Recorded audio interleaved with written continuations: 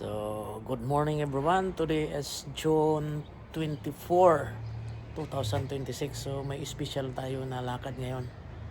So, ayan. Pupunta tayo doon sa isang lugar kung saan itong pinakaabang-abangan natin sa buong buhay natin.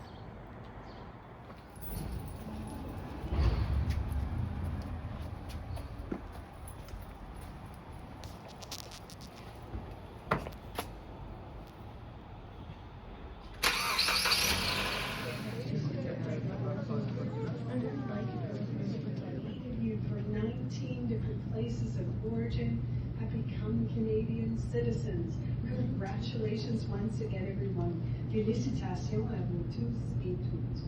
And yes, we can give them another big round of applause.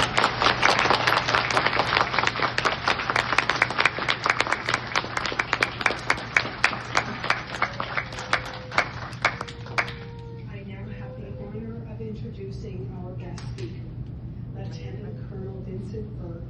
Joined the Canadian Armed Forces Primary Reserves in 2001.